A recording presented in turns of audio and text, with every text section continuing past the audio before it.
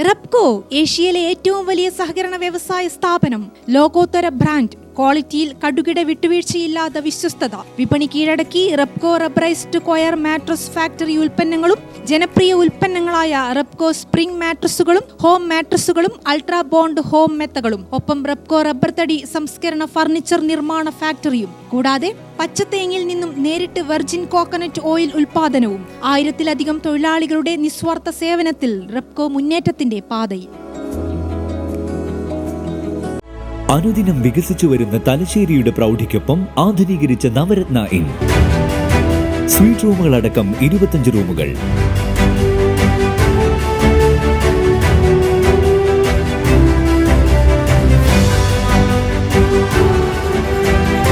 മുന്നൂറ് സീറ്റിംഗ് കപ്പാസിറ്റിയുള്ള Vaidurya hall, 100 seating Pushyaraga hall, 16 പേർക്ക് യോഗം ചേരാവുന്ന കോൺഫറൻസ് ഹാൾ. ഏത് സാഹചര്യങ്ങളിലും ഡോക്ടർ ഓൺ കോൾ സൗകര്യം. ഒരേ സമയം 100ഓളം കാറുകൾ പാർക്ക് ചെയ്യാനുള്ള പാർക്കിംഗ് ഏരിയ. ഹോസ്പിറ്റാലിറ്റി രംഗത്ത് ചുരുങ്ങിയ കാലം കൊണ്ട് നഗരത്തിന്റെ ഹൃദയം കവർന്ന സ്ഥാപനം Navaratna inn, goods shed road, railway സ്റ്റേഷന് സമീപം, തലശ്ശേരി. ഫോൺ 049023222803.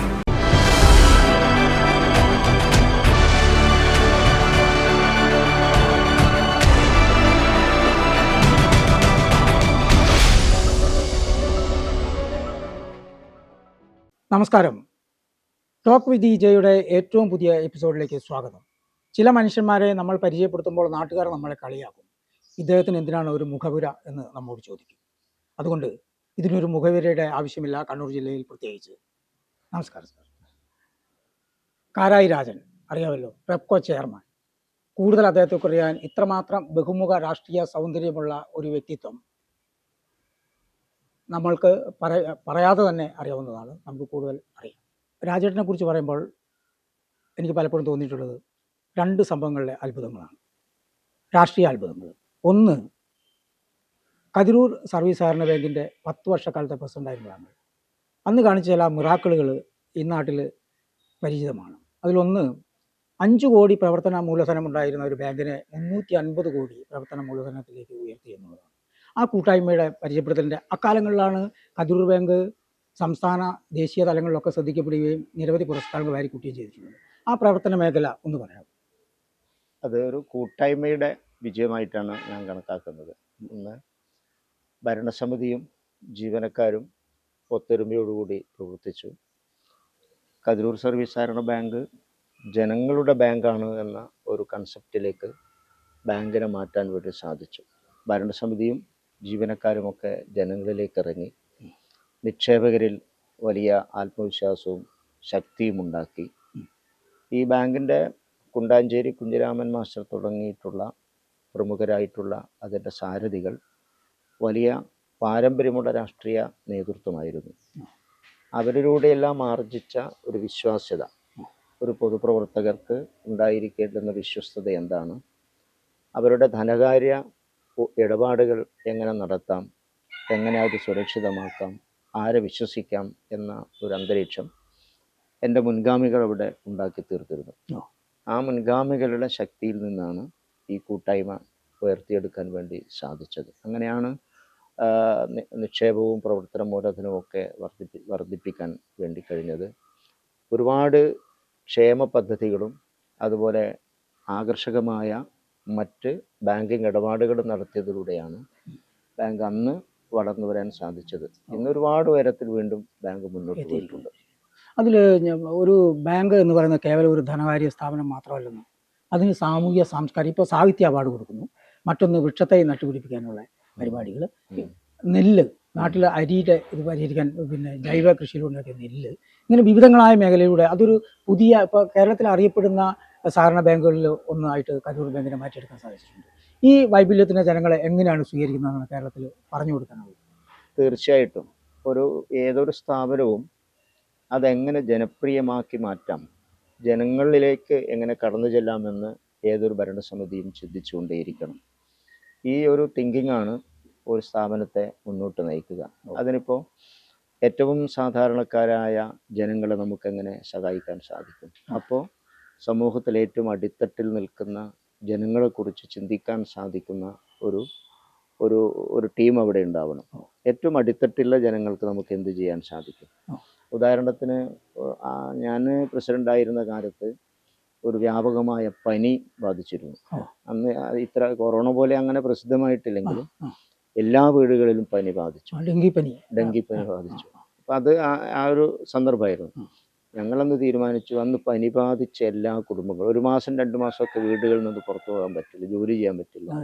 അപ്പോൾ അതെല്ലാ വീടുകളിലേക്കും ഭക്ഷ്യക്കിറ്റുകൾ അന്ന് നമ്മൾ എത്തിച്ചു. അപ്പോൾ കൊറോണ കാലത്ത് കിറ്റുകൾ കൊടുക്കുന്നതിന് മുമ്പ് കതിരൂർ സർവീസ് സഹകരണ ബാങ്ക് ഇതുപോലെ കിറ്റ് കൊടുത്തിരുന്നു. എല്ലാ പനി ബാധിച്ച വീടുകളിലും പിന്നെ ആയിരക്കണക്കിന് ഭക്ഷ്യക്കിറ്റുകൾ കൊടുത്തുകൊണ്ട് അവരെ നമ്മളൊപ്പം നിർത്തി.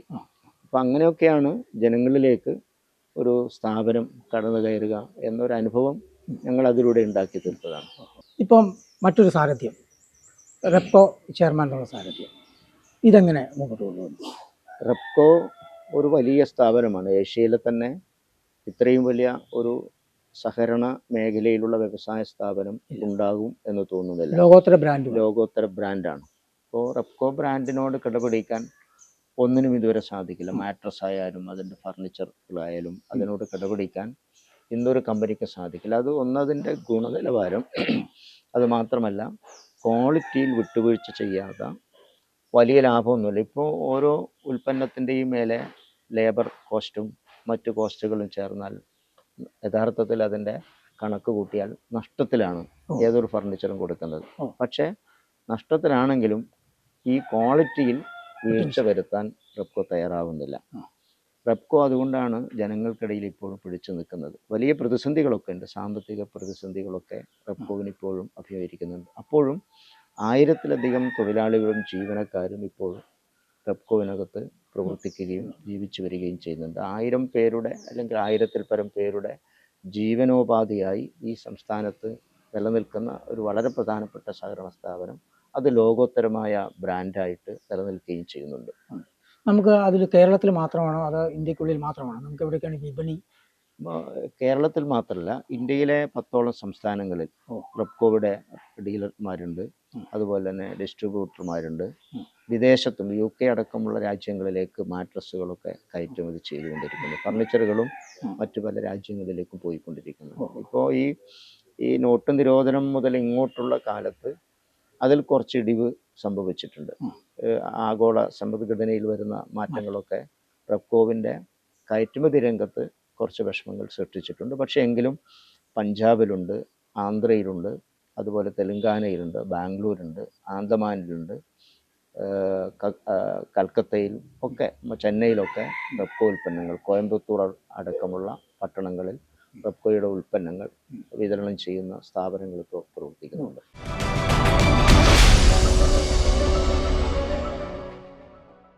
റെപ്കോ ഏഷ്യയിലെ ഏറ്റവും വലിയ സഹകരണ വ്യവസായ സ്ഥാപനം, ലോകോത്തര ബ്രാൻഡ്, ക്വാളിറ്റിയിൽ കടുകിട വിട്ടുവീഴ്ചയില്ലാത്ത വിശ്വസ്തത, വിപണി കീഴടക്കി. Repco rubberised coir mattress factory ഉൽപ്പന്നങ്ങളും ജനപ്രിയ ഉൽപ്പന്നങ്ങളായ റെപ്കോ സ്പ്രിംഗ് മാട്രസുകളും ഹോം മാട്രസുകളും അൾട്രാ ബോണ്ട് ഹോം മെത്തകളും, ഒപ്പം റെപ്കോ റബ്ബർ തടി സംസ്കരണ ഫർണിച്ചർ നിർമ്മാണ ഫാക്ടറിയും, കൂടാതെ പച്ചത്തേങ്ങിൽ നിന്നും നേരിട്ട് വെർജിൻ കോക്കനട്ട് ഓയിൽ ഉൽപാദനവും. 1000-ലധികം തൊഴിലാളികളുടെ നിസ്വാർത്ഥ സേവനത്തിൽ റെപ്കോ മുന്നേറ്റത്തിന്റെ പാതയിൽ.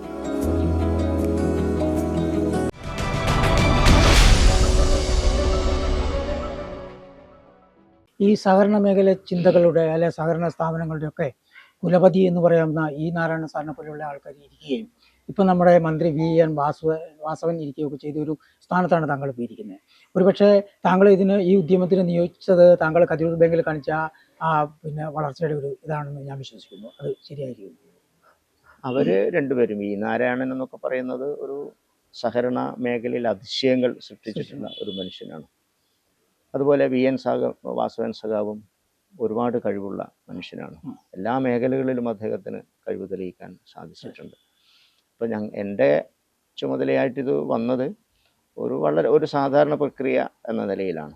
അപ്പോൾ എൻ്റെ ഭരണസമിതികൾ പിന്നെ ചില ഘട്ടങ്ങളിൽ മാറും, മറ്റ് ചുമതലകളിൽ അതിൻ്റെ ചുമതലക്കാർ മാറിപ്പോകുമ്പോൾ ആ ചുമതല ഒരു സാധാരണഗതിയിൽ എന്നിലേക്ക് വന്നു എന്ന് മാത്രമേ ഉള്ളൂ. ഇനി നമ്മുടെ റെപ്കോൻ്റെ 1-2 ഉൽപ്പന്നങ്ങളെ കൂടി ഒന്ന് ജസ്റ്റ് പരിചയപ്പെടുത്തിയാൽ നമുക്ക് നമ്മുടെ മറ്റ് തലത്തിലേക്ക്. റെപ്കോ അതിൻ്റെ ഫർണിച്ചറുകൾ 200-ൽ പരം സീരീസുകളിൽ ഫർണിച്ചറുകൾ ഇന്ന് മാർക്കറ്റിൽ ഇറക്കുന്നുണ്ട്. അത് പ്രത്യേകിച്ച് പാഴായി പോകുന്ന റബ്ബർ തടി. നേരത്തെ അത് വിറകിന് പോലും ആളുകൾ ഉപയോഗിക്കാത്ത ഒരു സാധനമായിരുന്നു റബ്ബർ തടി. അത് കേരളത്തിൽ ഇന്ത്യയിൽ പരിചയപ്പെടുത്തി കൊടുത്തത് റെപ്കോയാണ്. ആ റെപ്കോയുടെ ഈ ഫർണിച്ചറുകൾ, പാഴായി പോകുന്ന റബ്ബർ തടി ഉപയോഗിച്ചുണ്ടാക്കുന്ന ഫർണിച്ചറുകൾ എത്ര വർഷക്കാലം വേണ്ടികളും നിൽക്കും. ഇപ്പം 25-28 വർഷം മുമ്പേ വെച്ചിട്ടുള്ള ഫർണിച്ചറുകൾ അതേപോലെ ഇപ്പോഴും നിലനിൽക്കുന്നുണ്ട്. അതാണ് റെപ്കോവിൻ്റെ വിശ്വസ്തത. അതുമാത്രമല്ല, ഇത് റബ്ബർ കർഷകരെ സംരക്ഷിക്കുന്നതിന് വേണ്ടിയാണ് റെപ്കോ ആരംഭിച്ചത്. റെപ്കോവിന് പ്രതിസന്ധി ഉണ്ടാവാൻ ഒരു കാരണം അന്നത്തെ ഈ റബ്ബർ കർഷകർക്ക് വേണ്ടി പ്രവർത്തിച്ചതിൻ്റെ ഫലമായി കൃഷിക്കാരിൽ നിന്ന് കൂടിയ വിലക്ക് സർക്കാരിൻ്റെ നിർദ്ദേശപ്രകാരം റബ്ബർ പാൽ നമ്മൾ സംഭരിച്ചു. അപ്പം അങ്ങനെ സംഭരിച്ചതിൻ്റെ വകയിൽ ഒരു 10-40 കോടിയോളം റുപ്യ അന്ന് 10-25-30 വർഷം മുമ്പ് നമുക്ക് കിട്ടാനുണ്ടായിരുന്നു. അപ്പോൾ കൂടിയ വിലക്ക് നമ്മൾ റബ്ബർ വാങ്ങിച്ചു. എന്നിട്ട് അത് സംഭരിച്ച് മറ്റുൽപ്പന്നങ്ങളാക്കി റെപ്കോയും മറ്റ് സ്ഥാപനങ്ങൾക്കും കൈമാറി അത് മുന്നോട്ട് കൊണ്ടുപോയി. ആ പൈസ കുറേ കാലം പ്രതിസന്ധിയിലായി കിട്ടാതെ വന്നു. അപ്പം അങ്ങനെയാണ് റെപ്കോവിൻ്റെ സാമ്പത്തിക ബാധ്യതകളുടെ ഒരു തുടക്കം എന്നാണ് ഇതിൽ നിന്ന് മനസ്സിലാക്കാൻ വേണ്ടി സാധിക്കുന്നത്. റബ്ബർ കൃഷിക്കാരെ സഹായിക്കാനാണ് ആരംഭിച്ചത്. അതിനുശേഷമാണ് നാളികേരത്തിനും വില കുറഞ്ഞപ്പോൾ, തേങ്ങയ്ക്ക് വില കുറഞ്ഞപ്പോൾ ഈ വെളിച്ചെണ്ണ, അതുപോലെ തന്നെ വിർജിൻ കോക്കനട്ട് ഓയിൽ, മറ്റു ഉൽപ്പന്നങ്ങളിലൊക്കെ കടന്നു ചെല്ലാൻ സാധിച്ചത്. അത് ഈ റെപ്കോയുടെ മാട്രസുകൾ, അതിനോട് കിടപിടിക്കാൻ ഇന്നേ വരെ ആർക്കും സാധിക്കില്ല. കാരണം ഒരു സിന്തറ്റിക് വസ്തുക്കളും ഉപയോഗിക്കാതെയാണ് റെപ്കോ മാട്രസ് വിപണിയിൽ ഇറക്കുന്നത്. അപ്പോൾ നമുക്ക് കിട്ടുന്ന യഥാർത്ഥത്തിലുള്ള പല മാട്രസുകളിലും തുറന്നു നോക്കാൻ ആരും തയ്യാറാവില്ല. അത് കീറി നോക്കില്ലല്ലോ. വളരെ കൃത്രിമമായ നാരുകളും വേസ്റ്റായ സാധനങ്ങൾ ഉൾപ്പെടെ കിടക്കക്കടിയിൽ നിറച്ചുകൊണ്ടാണ് മാട്രസുകൾ പലതും വരുന്നത്. നമ്മൾ ഉപയോഗിക്കുന്നത് സാധാരണ റബ്ബർ പ്രത്യേക രീതിയിൽ സംസ്കരിച്ച് ചകിരി നാരിലൂടെ അത് പ്രവേശിപ്പിച്ച് അത്തരത്തിലാണ് കൊയർ റബ്ബർ മെത്ത നമ്മൾ നിർമ്മിച്ചുകൊണ്ടിരിക്കുന്നത്. അത് ശരീരത്തിനൊരു ദോഷം വരില്ല. നടുവേദനയുള്ളവരൊക്കെ ഉപയോഗിക്കുന്നത് റെപ്കോയുടെ പ്രത്യേക സീരീസിലുള്ള റെപ്കോ മാട്രസുകളാണ്. ആരോഗ്യത്തിന് ഹാനികരമാകാത്ത, ക്യാൻസർ പോലും വരുന്നതാണ് യഥാർത്ഥത്തിൽ ഇന്ന് ഉപയോഗിക്കുന്ന പല ഫോം ബെഡുകളും. അപ്പം അതൊന്നും ഉപയോഗിക്കാതെയാണ് നമ്മുടെ ഈ മേഖലയിൽ പിടിച്ചു നിന്നുകൊണ്ടിരിക്കുന്നത്. ഇപ്പം നമ്മൾ ഈ റെപ്കോൻ്റെ പ്രതിസന്ധി താങ്കൾ 23-ലല്ലേ ചാർജ് എടുത്തത്? അതെ, 23. അപ്പോൾ 2023 ചാർജ് എടുത്തു. ഇപ്പം അതിൻ്റെ ഈ പ്രതിസന്ധി പരിഹരിക്കുന്നതിൻ്റെ ഒക്കെ കുറേ മുമ്പോട്ട് നമുക്ക് പോകാൻ സാധിച്ചിട്ടുണ്ട്. കുറേയധികം മുമ്പോട്ട് പോയിട്ടുണ്ട്. അപ്പോൾ കേരളത്തിലൊരു വലിയ ഒരു സന്നദ്ധ സംഘടനയും പ്രസ്ഥാനവുമാണ് കുടുംബശ്രീ. ആ കുടുംബശ്രീ വഴി റെപ്കോ ഉൽപ്പന്നങ്ങൾ ജനങ്ങളിലേക്ക് എത്തിക്കാനും പൈസ ഒന്നിച്ചടക്കാതെ ഇൻസ്റ്റാൾമെൻറ്റ് വ്യവസ്ഥയിൽ ഓരോ വീടുകളിലും ഉൽപ്പന്നങ്ങൾ എത്തിക്കുന്നതിന് വേണ്ടിയുള്ള ഒരു പദ്ധതി ആവിഷ്കരിച്ചു. അത് കണ്ണൂർ, കോഴിക്കോട് ജില്ലയിൽ ഏതാണ്ട് നടപ്പിലായി കഴിഞ്ഞു. അപ്പോൾ അതിൻ്റെ ഭാഗമായി നമുക്കിപ്പോൾ ഒരു സ്ഥാപനത്തിന് വലിയ പരസ്യം കൊടുക്കാനുള്ള വഴിമുട്ടുമ്പോൾ നമ്മൾ സ്വീകരിക്കാൻ സാധിക്കുന്ന, നമുക്ക് പറ്റുന്ന ഈ ജനകീയമായ വിപണന സംവിധാനങ്ങളാണ്. അപ്പം അങ്ങനെ കോടിക്കണക്കിന് രൂപയുടെ ഫർണിച്ചറുകളും മാട്രസുകളും മറ്റു ഉൽപ്പന്നങ്ങളും ചപ്പലുകളും റെപ്കോ ചെരുപ്പുകളും മാർക്കറ്റിലെത്തിക്കാൻ കുടുംബശ്രീ വഴി കണ്ണൂർ ജില്ലയിലെ ആയിരക്കണക്കിന് വീടുകളിലേക്ക് എത്തിക്കാൻ ഇപ്പോൾ സാധിച്ചിട്ടുണ്ട്.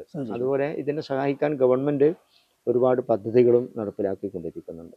ഇപ്പോൾ ഗവൺമെൻറ്റിൻ്റെ നിർദ്ദേശപ്രകാരം institute of management of Kozhikode ഒരു പഠനം നടത്തി. അപ്പോൾ പഠനം നടത്തിയപ്പോൾ അവരൊക്കെ വളരെ പ്രതീക്ഷയാണ് അതിനെ സംബന്ധിച്ച് പ്രകടിപ്പിച്ചിട്ടുള്ളത്. അത് ആ റിപ്പോർട്ട് ഗവൺമെൻറ്റിൽ സമർപ്പിക്കുകയും ചെയ്തു. അവർ പറയുന്നത് ഈ റെപ്കോ നിലനിൽക്കുകയും ഇത് വളരുകയും ചെയ്യുക എന്ന് പറയുമ്പോൾ അത് ലോകത്തിന് തന്നെ മാതൃകയായ ഒരു മഹത്തായ സഹകരണ മേഖലയിലെ സ്ഥാപനമായി ചൂണ്ടിക്കാണിക്കാൻ പറ്റുമെന്നാണ്. ഇന്ത്യൻ സഹകരണ മേഖലയ്ക്കൊരു ഫ്ലാഗ്ഷിപ്പായി റെപ്കോ ഉയർത്തി കാണിക്കാൻ പറ്റുമെന്നാണ് IIM-ൻ്റെ പഠന റിപ്പോർട്ട് വ്യക്തമാക്കിയിട്ടുള്ളത്. അതിനെല്ലാം ബേസ് ചെയ്തുകൊണ്ട് ഇപ്പോൾ മുഖ്യമന്ത്രിയുടെ തന്നെ പ്രത്യേക നിർദ്ദേശപ്രകാരം മുഖ്യമന്ത്രിയുടെ special chief principal secretary Shri KM Abraham സാറിൻ്റെ നേതൃത്വത്തിൽ ഒരു പഠന പ്രവർത്തനങ്ങൾ നടത്തി. അപ്പോൾ ഇതിനെ പുനരുദ്ധരിക്കാനുള്ള പരിപാടികളൊക്കെ മുന്നോട്ട് പോയിക്കൊണ്ടിരിക്കുന്നുണ്ട്.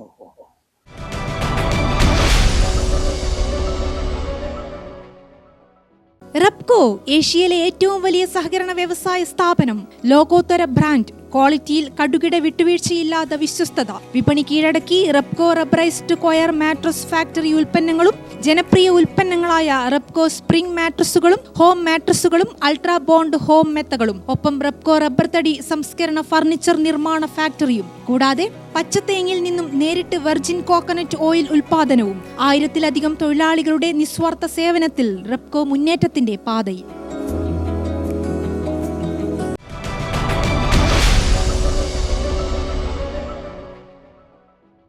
ഇനി നമ്മൾ വരുന്നത് ഇതിനൊക്കെ താങ്കളെ പ്രാപ്തനാക്കിയ ഒരു രാഷ്ട്രീയമോ അതിനെക്കുറിച്ചാണ് പറയുന്നത്.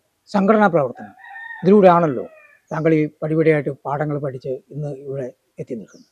അപ്പം 6ാം ക്ലാസ് മുതൽ തന്നെ സംഘടനാ പ്രവർത്തനം ആരംഭിച്ചു എന്നാണ് ഞാൻ അറിഞ്ഞിട്ടുള്ളത്. അത് പിന്നെ ദേശാഭിമാനി മറ്റേ ബാലസംഘത്തിലൂടെയാണ് താങ്കളുടെ കടന്നുവരവെന്ന് പറയാം. അതൊന്ന് പറയാമോ, ബാലസംഘത്തിൻ്റെ പ്രവേശനം? അപ്പോൾ എൻ്റെ കുടുംബ പശ്ചാത്തലം ഏട്ടനും പ്രധാനപ്പെട്ട ഒരു രാഷ്ട്രീയ പ്രവർത്തകനായിരുന്നു. നേരത്തെ പാർട്ടിയുടെ നേതാവായിരുന്നു. ഇവിടുത്തെ പഞ്ചായത്ത് പ്രസിഡന്റും കതിരൂർ ബാങ്കിൻ്റെ പ്രസിഡന്റായിട്ട് എനിക്ക് ശേഷം 10 വർഷത്തോളം ബാലൻ ഉണ്ടായിരുന്നു. ഞങ്ങൾ നാട്ടിലെ കുട്ടികളെയൊക്കെ സംഘടിപ്പിക്കാതെ സ്വയം നമ്മൾ സംഘടിപ്പിച്ചതാണ്. അങ്ങനെ പ്രത്യേക നിർദ്ദേശമൊന്നും ഉണ്ടായിരുന്നില്ല. കുട്ടികളൊക്കെ ഞങ്ങൾ സംഘടിപ്പിച്ചു. അങ്ങനെ ഈ മേഖലയിൽ ദേശാഭിമാനി ബാലസംഘത്തിനൊരു യൂണിറ്റ് ഉണ്ടാക്കി. അത് കതിരൂർ പഞ്ചായത്തിൻ്റെ പല പ്രദേശങ്ങളിലും യൂണിറ്റ് ഉണ്ടാക്കാൻ തുടങ്ങി. അത് മനസ്സിലാക്കിയപ്പോൾ പിന്നെ അതിൻ്റെ ഉപരി നേതാക്കന്മാരായിട്ടുള്ള ബാലസംഘത്തിൽ അന്ന് VK സുരേഷ് ബാബു മാഷൊക്കെയാണ് നേതാവ്. അവരൊക്കെ ഞങ്ങളെ ബന്ധപ്പെട്ടു, പൽപ്പൻ കോഴൂരൊക്കെ ബന്ധപ്പെട്ടു. അങ്ങനെ കതിരൂരിൽ ഒരു ദേശാഭിമാനി ബാലസംഘത്തിൻ്റെ കമ്മിറ്റി, വില്ലേജ് കമ്മിറ്റി ഉണ്ടായി. അതിൻ്റെ സെക്രട്ടറി ആയിട്ട് ഞാൻ വന്നു. അപ്പോൾ ആ കാലം ആകുമ്പോഴേക്കും അടിയന്തരാവസ്ഥ പ്രഖ്യാപിക്കപ്പെടുന്നു. അപ്പോൾ അടിയന്തരാവസ്ഥയിൽ പിന്നെ പ്രവർത്തന സ്വാതന്ത്ര്യമൊന്നുമില്ല. പക്ഷെ ഞങ്ങൾ കുട്ടികളെയൊക്കെ സംഘടിപ്പിച്ച് അടിയന്തരാവസ്ഥക്കെതിരായി ജാഥയൊക്കെ നടത്തി. അടിയന്തരാവസ്ഥ അറബിക്കടലിൽ നിന്നുള്ള മുദ്രാവാക്യം വിളിച്ച് കുട്ടികൾ ജാഥ നടത്തി. അപ്പോൾ അങ്ങനെയുള്ള സമരങ്ങളൊക്കെ നമ്മൾ സംഘടിപ്പിച്ചിരുന്നു. പിന്നെ അതിൻ്റെ അന്ന് താലൂക്ക് കമ്മിറ്റിയാണ് ദേശാഭിമാനി ബാലസംഘത്തിന്. അതിൻ്റെ താലൂക്ക് സമ്മേളനം ന്യൂമാഹി പുന്നോലിൽ വെച്ചാണ് നടന്നത്.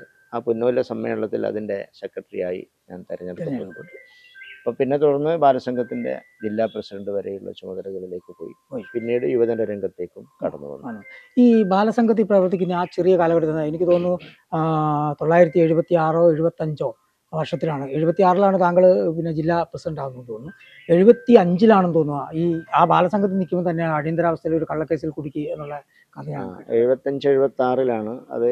ഞങ്ങൾ കുട്ടികളാണെങ്കിലും ഇവർ കുറച്ച് കുരുത്തക്കേട് തെറിക്കുന്ന ആൾക്കാരാണ് എന്നുള്ളത് കൊണ്ട് ആ കാലത്ത് നമ്മുടെ എതിരാളികൾ ഒരു കേസ് കൊടുത്തു, ഒരു കള്ളക്കേസ് കൊടുത്തു. അപ്പോൾ ഞാനടക്കമുള്ള 10-13 ആളുകളെ അന്ന് പിടിച്ച് ജയിലിൽ വിട്ടു. 10-14 ദിവസം ജയിലിൽ കഴിഞ്ഞു. അപ്പോൾ പോലീസുകാർ മറ്റു പലരെയും തല്ലിയിരുന്നു. എന്തുകൊണ്ട് ഞാൻ ആ കൂട്ടത്തിൽ ഏറ്റവും ചെറുതായതുകൊണ്ട് എന്നെ തല്ലിയിട്ടൊന്നുമില്ല. ഭീഷണിപ്പെടുത്തുകയും ഇനി അനങ്ങിപ്പോകരുത്, ഇനി നിന്നെ എവിടെ കാണരുത് എന്നൊക്കെ ഭീഷണിപ്പെടുത്തി വിട്ടു. പക്ഷെ ഞങ്ങളുടെ സാധാരണ പോലെയുള്ള പ്രവർത്തനം, അത് പ്രായത്തിൻ്റെയും ആ ചെറുപ്പത്തിൻ്റെയും എല്ലാം ഒരു ഉശിരുകൊണ്ട് ഇവർ പറയുന്നൊന്നും ഞങ്ങൾ അനുസരിക്കാൻ തയ്യാറായിട്ടില്ല. അതിനെയൊക്കെ വെല്ലുവിളിക്കാനുള്ള ഒരു മനോഭാവമായിരുന്നു ആ ചെറുപ്പകാലത്തുണ്ടായിരുന്നത്.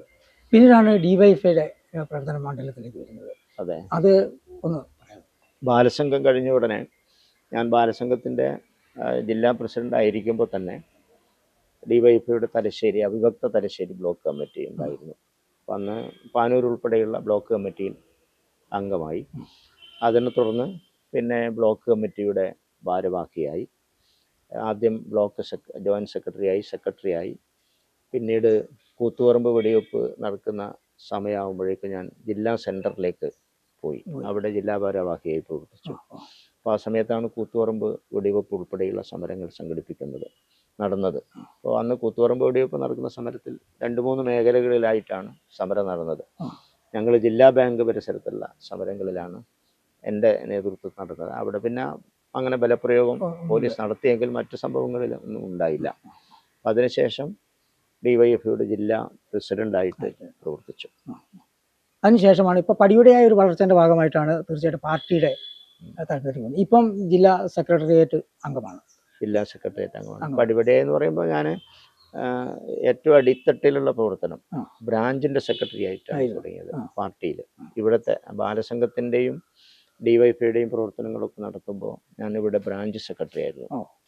ഒരു 22 വയസ്സാകുമ്പോൾ ബ്രാഞ്ച് സെക്രട്ടറി ആയി പ്രവർത്തിച്ചു. അപ്പോൾ അതിനുശേഷം കതിരൂർ ലോക്കൽ കമ്മിറ്റിയിൽ അംഗമായി. പിന്നെ ലോക്കൽ സെക്രട്ടറിയായും പ്രവർത്തിക്കാൻ അവസരം കിട്ടി. അന്ന് തലശ്ശേരി മുനിസിപ്പൽ ലോക്കൽ കമ്മിറ്റിയുടെ സെക്രട്ടറി ആയിട്ട് എന്നെ അങ്ങോട്ട് നിയോഗിച്ചു. അവിടെ ചുമതല വഹിച്ചു. ആ ചുമതല നിർവഹിക്കുന്നതിനിടയിലാണ് ഏരിയ സെക്രട്ടറിയുടെ ചുമതലയിലേക്ക് വന്നത്.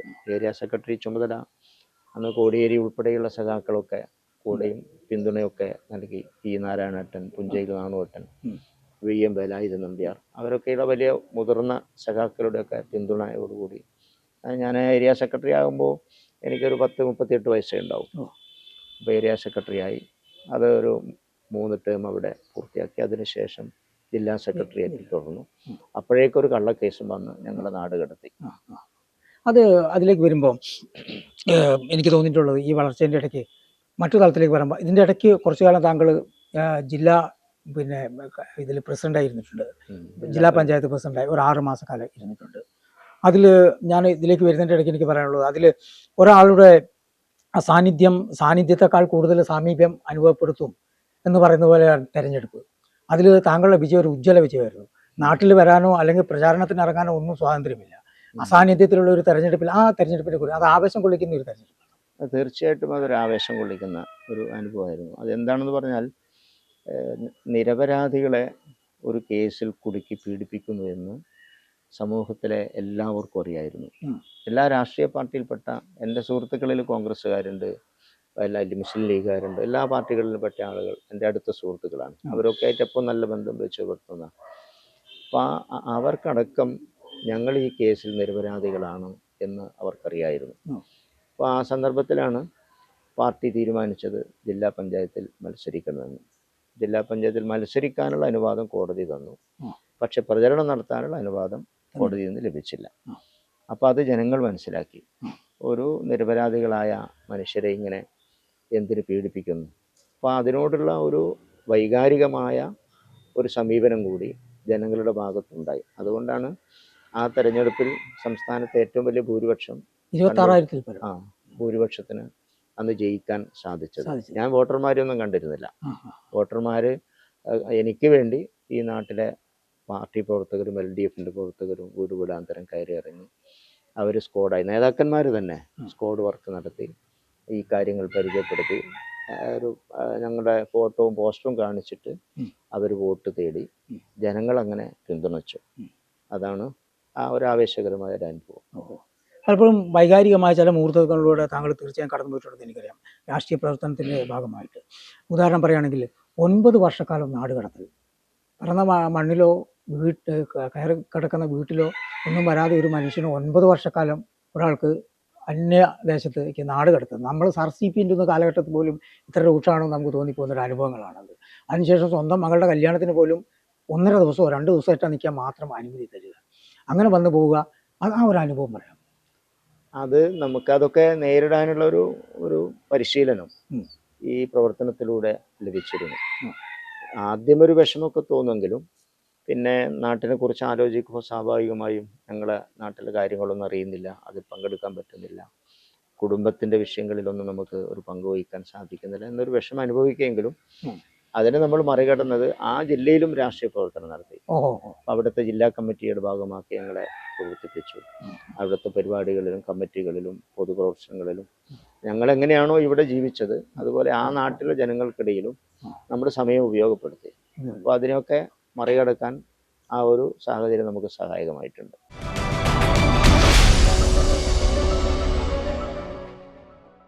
റെപ്കോ ഏഷ്യയിലെ ഏറ്റവും വലിയ സഹകരണ വ്യവസായ സ്ഥാപനം.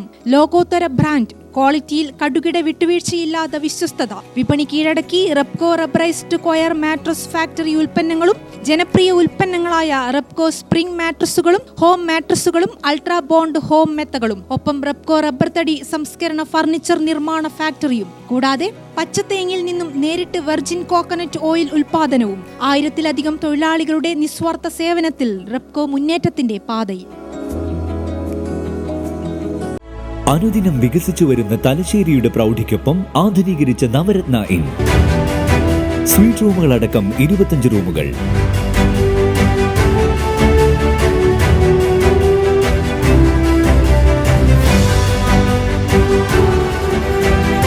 300 സീറ്റിംഗ് കപ്പാസിറ്റിയുള്ള Vaidurya hall, 100 seating Pushyaraga hall, 16 പേർക്ക് യോഗം ചേരാവുന്ന കോൺഫറൻസ് ഹാൾ.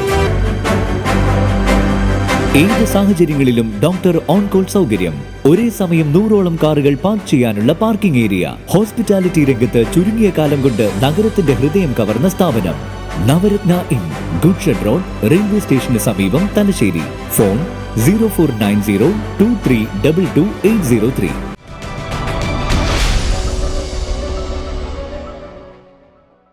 ഈ അനുഭവങ്ങളെയൊക്കെ സത്യത്തിൽ ഇത് രാഷ്ട്രീയപരമായ ഒരുപക്ഷെ അവർ കുടുംബപരമായിട്ട് കൂടെ വളർന്നതുകൊണ്ടും അനുഭവിച്ചുകൊണ്ടുമായിരിക്കാം, പിന്നെ അവർക്കത് പ്രശ്നമായിരിക്കില്ല. പക്ഷേ എനിക്ക് തോന്നുന്നത്, എനിക്ക് അങ്ങനെ ഒരു പ്രവർത്തന പരിചയം ഇല്ലാത്തതുകൊണ്ടായിരിക്കാം, ഇതിനൊക്കെ കുടുംബം എങ്ങനെയാണ് നോക്കേണ്ടത്, ഭീതിയോടെ നോക്കേണ്ടിരുന്നത്? കുടുംബം അങ്ങനെ ഭീതി സ്വാഭാവികമായിട്ടും ഒരു കേസിലെല്ലാം പെടുത്തുമ്പോൾ അവർക്കൊരു വിഷമമൊക്കെ തോന്നിയിട്ടുണ്ടാകും. പക്ഷെ കുടുംബം എല്ലാവരും ഉറച്ചു തന്നെ നിന്നു. അപ്പം അവർക്കറിയാം രാഷ്ട്രീയ പ്രവർത്തകരായതുകൊണ്ടാണ് അവർ പീഡിപ്പിക്കപ്പെടുന്നത്, കള്ളക്കേസാണ് എന്നവർക്കറിയാം. ഭാര്യയുടെ കുടുംബ പശ്ചാത്തലവും രാഷ്ട്രീയ ബന്ധമുള്ള പശ്ചാത്തലമാണ്. ഞാൻ മനസ്സിലാക്കുന്നത് അവിടെ അച്ഛനും ചെറുപ്പകാലത്ത് ജയിലിൽ കിടന്നിട്ടുണ്ട്, അടിയന്തരാവസ്ഥ കാലത്തൊക്കെ ജയിലിൽ കിടന്നിട്ടുണ്ട്. ആ അനുഭവങ്ങളൊക്കെ അവർക്കുണ്ട്. ഞങ്ങളിപ്പോൾ 1.5 വർഷം ജയിലിൽ കിടന്നു, കുറച്ച് വർഷം 8.5-9 വർഷത്തിലധികം നാട്ടിൽ നിന്ന് മാറി നിന്നു. അപ്പോൾ ഈ അനുഭവങ്ങളൊക്കെ നമുക്കൊരു കരുത്തായിട്ടാണ് മാറി. അടുത്ത തവണ കരുത്തായിട്ട് മറ്റൊരു പ്രശ്നത്തെ അഭിമുഖീകരിക്കേണ്ടി വരുമ്പോൾ ഇത് വലിയൊരു കരുത്തായിട്ട് ഉണ്ടാകും. ഇതിൻ്റെ ഇടയ്ക്ക് വേറൊരു സംഭവം ചോദിക്കട്ടെ, ഒരേ സമയം തന്നെ മാധ്യമവേട്ട, കള്ളക്കേസുകൾ, പോലീസ് മർദ്ദനം, ഇതൊക്കെ നേരിടേണ്ടി വന്ന ഒരാളാണ്.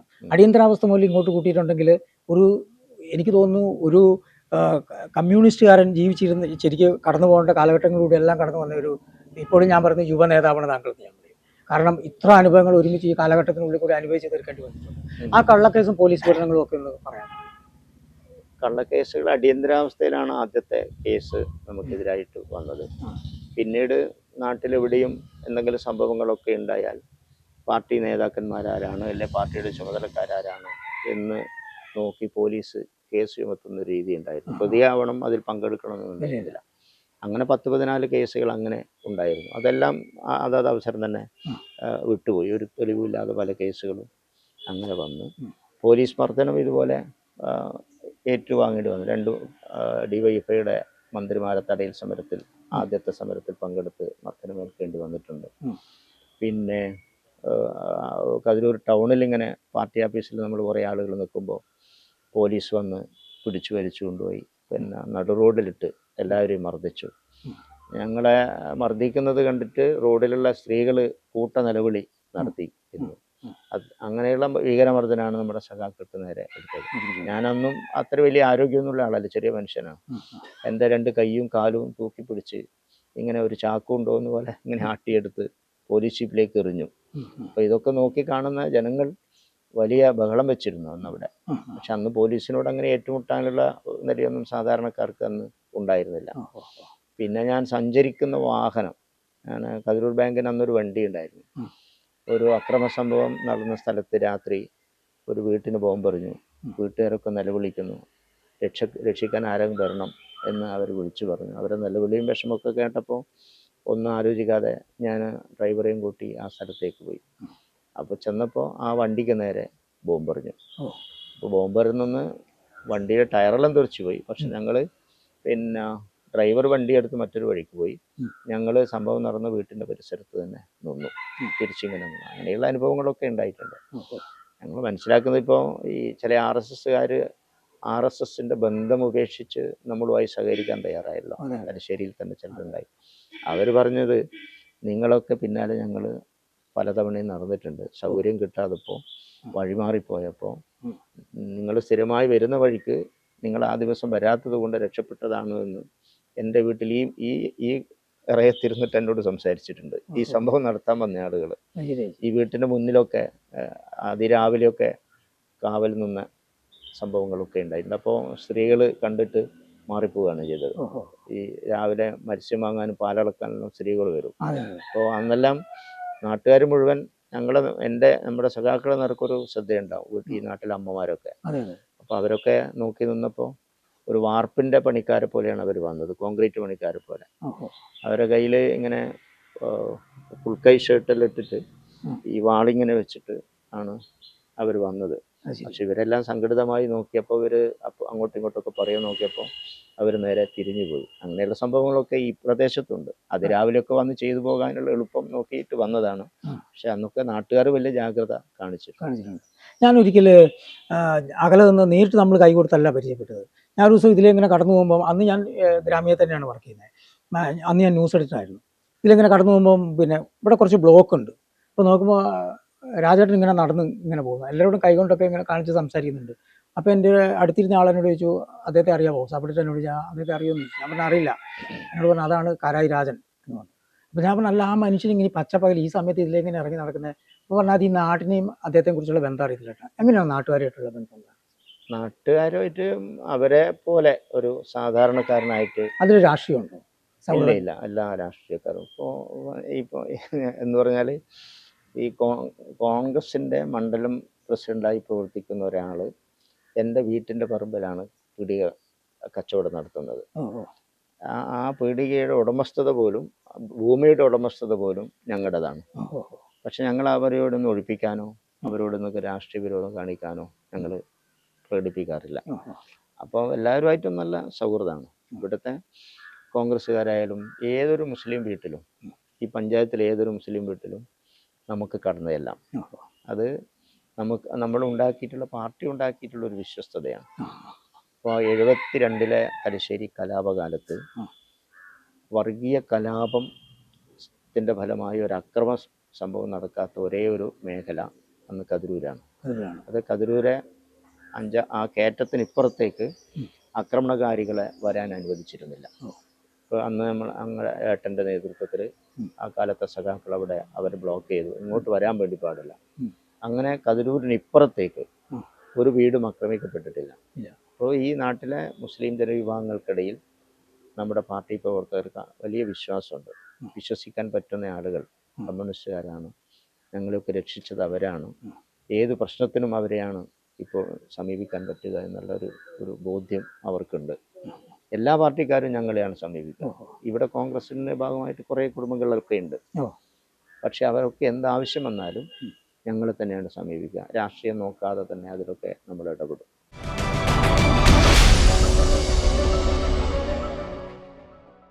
റെപ്കോ ഏഷ്യയിലെ ഏറ്റവും വലിയ സഹകരണ വ്യവസായ സ്ഥാപനം. ലോകോത്തര ബ്രാൻഡ്, ക്വാളിറ്റിയിൽ കടുകിട വിട്ടുവീഴ്ചയില്ലാത്ത വിശ്വസ്തത. വിപണി കീഴടക്കി Repco rubberised coir mattress factory ഉൽപ്പന്നങ്ങളും ജനപ്രിയ ഉൽപ്പന്നങ്ങളായ റെപ്കോ സ്പ്രിംഗ് മാട്രസുകളും ഹോം മാട്രസുകളും അൾട്രാ ബോണ്ട് ഹോം മെത്തകളും, ഒപ്പം റെപ്കോ റബ്ബർ തടി സംസ്കരണ ഫർണിച്ചർ നിർമ്മാണ ഫാക്ടറിയും. കൂടാതെ പച്ചത്തേങ്ങിൽ നിന്നും നേരിട്ട് വെർജിൻ കോക്കനട്ട് ഓയിൽ ഉൽപാദനവും. 1000-ലധികം തൊഴിലാളികളുടെ നിസ്വാർത്ഥ സേവനത്തിൽ റെപ്കോ മുന്നേറ്റത്തിന്റെ പാതയിൽ.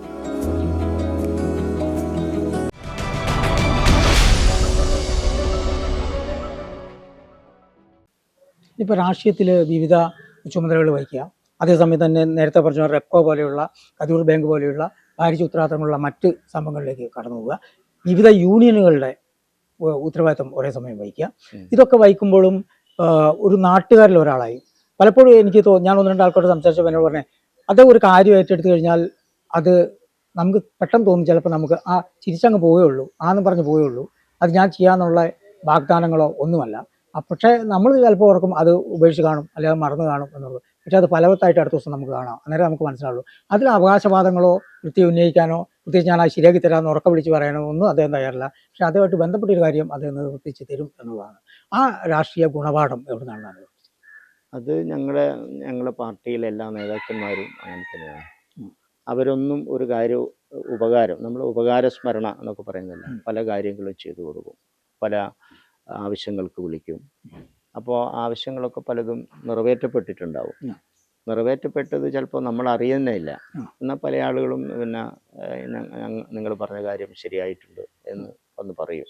പക്ഷെ അതിലപ്പുറം എന്ന് പറഞ്ഞാൽ ചില ആളുകൾക്കൊക്കെ ഉപകാരസ്മരണയായിട്ട് എന്തെങ്കിലും സമ്മാനങ്ങളോ സൗകര്യങ്ങളോ ഒക്കെ സ്വീകരിക്കുന്ന ആളുകളൊക്കെ ഉണ്ടാവും. അവരൊക്കെ സ്നേഹപൂർവ്വം പറഞ്ഞയക്കുക. അങ്ങനെ ആദ്യകാലങ്ങളിലൊക്കെ കതിരൂർ ബാങ്കിൻ്റെ പ്രസിഡൻ്റായിരുന്നപ്പോൾ പല ആളുകൾക്കും ലോണുകളൊക്കെ അനുവദിച്ചു കൊടുക്കും. ലോണ് കിട്ടിയ ചില ആളുകൾ വലിയ സമ്മാന പൊതികളൊക്കെ ആയിട്ട് വരും. അപ്പോൾ ആദ്യം തന്നെ 3-4 പേര് അങ്ങനെ വന്നപ്പോൾ അവരെയൊക്കെ സ്നേഹപൂർവ്വം തിരിച്ചയച്ചപ്പോൾ അത് ഞങ്ങളുടെ ശീലത്തിൽപ്പെട്ടതല്ല എന്ന് പൊതുജനങ്ങൾ അറിയാൻ തുടങ്ങി. അപ്പോൾ അങ്ങനെയാണ് ഇവർ സേവനം ചെയ്യുന്നവരാണ്, ഒന്നും കാക്ഷിക്കാതെ പ്രവർത്തിക്കുന്നവരാണ്. അതുകൊണ്ട് തന്നെ ജീവിതത്തിൽ ഇന്നേ വരെ അത്തരമൊരു ആരോപണം ഞങ്ങൾക്ക് നേരിടേണ്ടി വന്നിട്ടില്ല. ഈ വളർച്ചയുടെ ഘട്ടത്തിൽ എവിടെയെങ്കിലും ഒരു റോൾ മോഡൽ, ഇപ്പം പലരും പറയും AKG എന്നൊക്കെ പറയുമല്ലോ, ചെറുപ്പത്തിലാണ് ഞാൻ ചോദിക്കുന്നത്, അതിനുശേഷം സ്വാഭാവികമായിട്ട് അതിൻ്റെ നിഴൽ നമ്മുടെ പിന്നിൽ ഉണ്ടാവുകയും ചെയ്യുള്ളൂ. അങ്ങനെ ഒരാളുണ്ടായിരുന്നു? റോൾ മോഡലുകളൊക്കെ ഉണ്ട്. ഇപ്പോൾ ഞങ്ങളുടെ ഘട്ടത്തിൽ, ഞങ്ങളുടെ കാലത്തെ ആവേശം കൊള്ളിക്കുന്ന നേതാക്കന്മാർ പിണറായി വിജയൻ, MV രാഘവൻ, MVR ഒരു ആവേശം കൊള്ളിക്കുന്ന നേതാവായിരുന്നു. പിന്നീട് കോടിയേരി ബാലകൃഷ്ണൻ ഞങ്ങളുടെ കാലത്താണ്. അതിനു മുമ്പ് പിന്നെ ഞങ്ങൾ AKG ഒക്കെ കണ്ടിട്ടുണ്ട്. ചെറുപ്പകാലത്ത്, വളരെ ചെറിയ കാലത്ത്, ഞാൻ 5ാം ക്ലാസ്സിൽ 6ാം ക്ലാസ്സിൽ പഠിക്കുമ്പോൾ AKG കതിരൂർ വന്നിരുന്നു. ഒരു അക്രമ സംഭവം ഉണ്ടായപ്പോൾ കതിരൂർ വന്നു. ഞാനന്ന് ചെറിയ കുട്ടിയായപ്പോൾ പാർട്ടി ഓഫീസിൽ പോയി. അന്ന് അക്രമത്തിൽ പരിക്കേറ്റ ആളുകളൊക്കെ AKG വിളിച്ചിരുത്തി സംസാരിക്കുന്നുണ്ട്. ആ കൂട്ടത്തിൽ ഏറ്റവും ചെറിയ കുട്ടി, ട്രൗസർ ഇട്ട ഒരാൾ ഞാനായിരുന്നു. AKG ആരാധനയോടുകൂടിയാണ് നോക്കിക്കണ്ടത്. AKG പോകുമ്പോൾ എൻ്റെ തലയിൽ കൈവച്ച് എന്തൊക്കെയോ പറഞ്ഞ് പോയ ഓർമ്മ ഇപ്പോൾ എൻ്റെ മനസ്സിലൊരു പച്ചയായൊരു ഓർമ്മയായിട്ട് നിലനിൽക്കുന്നുണ്ട്. AKG എന്നെ പോകുമ്പോൾ തലയിൽ കൈവച്ച് സഖാവേന്ന് വിളിച്ച് പറഞ്ഞു പോയൊരു ഓർമ്മ ഇപ്പോൾ ഉണ്ട് കതിരൂർ പാർട്ടി ഓഫീസിൽ നിന്ന്. അതൊരു മഹത്തായ ഓർമ്മയാണ്. പിന്നെ ഒരു ചുവപ്പൻ ഓർമ്മ അല്ലേ? ചുവപ്പൻ ഓർമ്മയാണ്. അപ്പോൾ ഈ വിവിധ ഗൗരവതരമായ സ്ഥാനങ്ങൾ വഹിക്കുന്നു. അത് സംഘടനയിലായാലും ശരി, പാർട്ടിയിലായാലും ശരി, മറ്റൗദ്യോഗിക സ്ഥാനങ്ങളിലായാലും ശരി ഒക്കെ അല്ലേ. പക്ഷേ ഈ ഒരു സാധാരണക്കാരൻ്റെ ഇടപെടലും സാധാരണക്കാരൻ്റെ ചിരിയും തലക്കനം ഏശാത്ത ഒരു ജീവിതവും ഒക്കെ അത് സൂക്ഷിക്കാൻ പഠിച്ച രാഷ്ട്രീയ കളരി ഒരു വല്ലാത്ത കളരിയാണ്. അത് ആ രാഷ്ട്രീയ കളരി പ്രത്യേകിച്ച് ദിനേശ് പിടി തൊഴിലാളികൾക്കിടയിൽ ജീവിച്ചതിൻ്റെ ഫലമായിട്ടാണ്. അവിടെ ജീവിച്ചിരുന്നു. അവരിൽ നിന്ന് വായിച്ചു, പഠിച്ചു. ലോകത്തെ അറിയപ്പെടുന്ന ആ കാലത്തെ എല്ലാ ക്ലാസിക് കൃതികളും അന്ന് വായിച്ചിട്ടുണ്ട്. അപ്പം അതിൻ്റെ അങ്ങനെ ഒരു വായനാശീലം ഉണ്ടായി. ഞാനിപ്പോൾ തന്നെ ഒരു 4,000-5,000 പുസ്തകങ്ങൾ ശേഖരിച്ച് എൻ്റെ ഹോം ലൈബ്രറി ആയിട്ട് സൂക്ഷിക്കുന്നു. വായിക്കാൻ വലിയ താല്പര്യമുള്ള, ഏത് പുതിയ പുസ്തകം ഇറങ്ങിയാലും. ഇപ്പോൾ ഏഞ്ചൽ മേരിയിലെ 100 ദിവസം ഇപ്പോൾ വായിച്ചുകൊണ്ടിരിക്കുകയാണ്. M. പ്രണയ നോവല്. അപ്പോൾ വായനയോട് താല്പര്യമുള്ള ഒരാളാണ്. അതൊരു കലുഷിതമായ അന്തരീക്ഷത്തിൽ ജയിലിൽ കിടക്കേണ്ടി വന്നാൽ അവിടെ നിന്നും വായിക്കും. ജയിലിൽ നിന്നാണ് ഒരുപാട് വായിച്ചിട്ടുണ്ടാവും. അതൊന്നും വായനയെ ബാധിക്കില്ല. അങ്ങനത്തെ വായന ഏറ്റവും നന്നായി നടക്കുക എന്നാണ്. അവിടെയാണ് അത് സഖാവ് MV ജയരാജൻ ഒരിക്കൽ പറഞ്ഞു കേട്ടിട്ടുണ്ട്.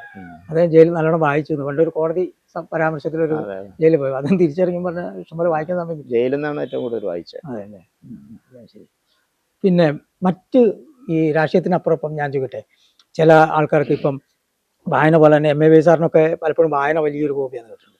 അതുകൊണ്ട് ഈ പിന്നെ സ്പോർട്സിനോട് എങ്ങനെ ചെറുപ്പം പോലെ? സ്പോർട്സ് ഞാൻ ചെറുപ്പത്തിൽ നാട്ടിലുള്ള എല്ലാ കളികളിലും പങ്കെടുക്കായിരുന്നു. കബഡിയാണ് അതിലേറ്റവും ഇഷ്ടം. കബഡി കളിക്കുക. മറ്റ് സ്പോർട്സിൽ അങ്ങനെ ഇടപെടാറില്ല. പിന്നെ സാധാരണ നമ്മളെ ഗ്രാമീണമായ കളികളിലൊക്കെ അന്നത്തെ ചെറിയ ഗ്രൗണ്ടിൽ വെച്ചിട്ടുള്ള ഫുട്ബോൾ കളി, അതിലൊക്കെ ഒരു സാധാരണ ഒരു കളിക്കാൻ, അങ്ങനെ അതിലെല്ലാം എക്സ്പേർട്ടായിട്ടൊന്നും മാറിയിട്ടില്ല. പക്ഷെ കബഡി വലിയ താല്പര്യമുള്ള, ചെറുപ്പത്തിൽ കബഡി കളിക്കുന്നത് വലിയ ഇഷ്ടമായിരുന്നു. ഇപ്പോഴത്തെ ഒരു തലമുറയുടെ വിപ്ലവബോധം പഴയൊരു തലമുറയുടെ പിന്നെ സമർപ്പിതമായ വിപ്ലവം. ഉദാഹരണം ഞാൻ പറയാം. ഈ AKGയും പിന്നെ നാനാറും ഒക്കെ EMS ഒക്കെ ഒളിവിൽ പോയിട്ടുണ്ടെങ്കിൽ അതിനൊരു കാരണം ഉണ്ടായിരുന്നു. ഞങ്ങളില്ലാതായാൽ ഇവരെ നിയന്ത്രിക്കാനല്ല, ഇവർക്ക് നേതൃത്വം കൊടുക്കാൻ ആളില്ല എന്നുള്ള ഉറച്ച ബോധത്തിൽ ഭൗതിക ശരീരം വേണം എന്ന് ധരിച്ചിട്ട് പോയതാണ്.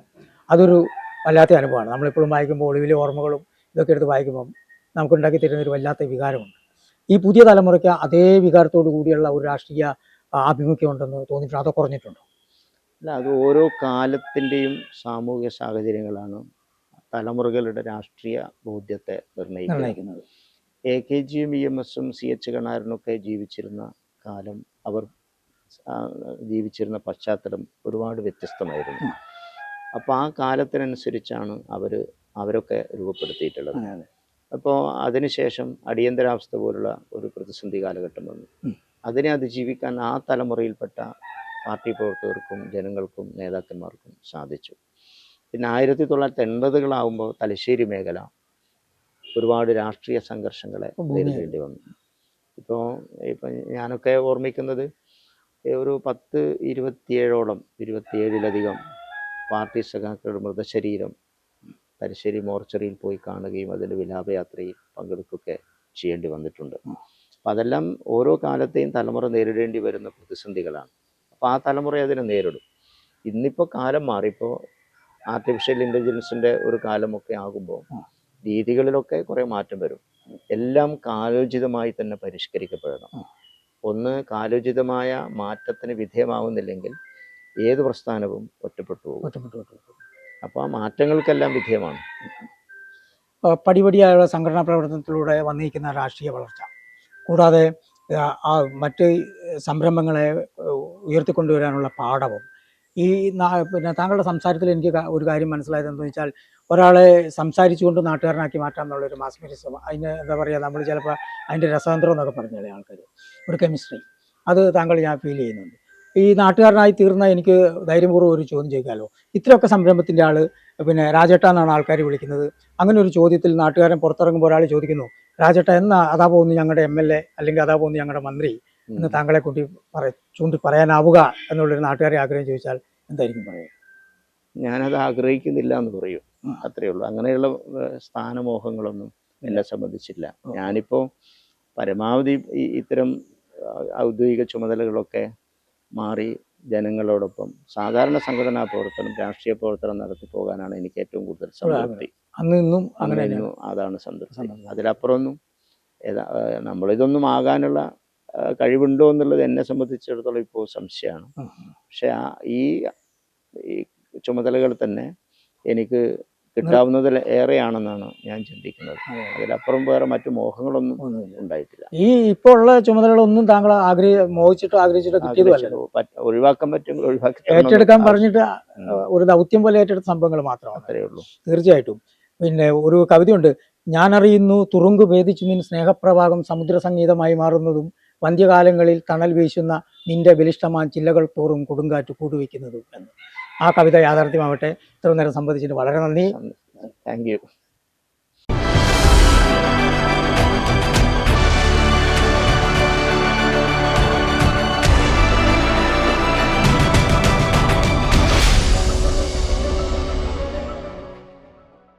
റെപ്കോ ഏഷ്യയിലെ ഏറ്റവും വലിയ സഹകരണ വ്യവസായ സ്ഥാപനം.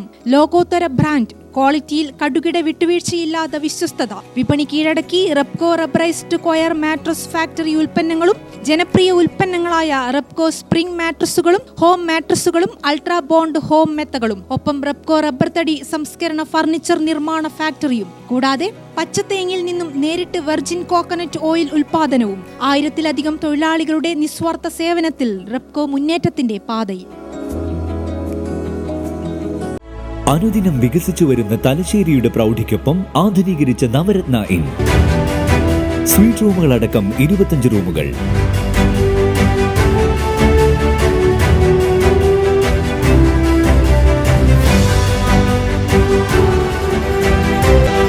സീറ്റിംഗ് കപ്പാസിറ്റിയുള്ള Vaidurya hall, 100 seating Pushyaraga hall, 16 പേർക്ക് യോഗം ചേരാവുന്ന കോൺഫറൻസ് ഹാൾ.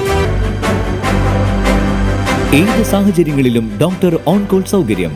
ഒരേ സമയം 100ഓളം കാറുകൾ പാർക്ക് ചെയ്യാനുള്ള പാർക്കിംഗ് ഏരിയ. ഹോസ്പിറ്റാലിറ്റി രംഗത്ത് ചുരുങ്ങിയ കാലം കൊണ്ട് നഗരത്തിന്റെ ഹൃദയം കവർന്ന സ്ഥാപനം Navaratna inn, goods shed road, railway സ്റ്റേഷന് സമീപം, തലശ്ശേരി. ഫോൺ 0490 2322 803.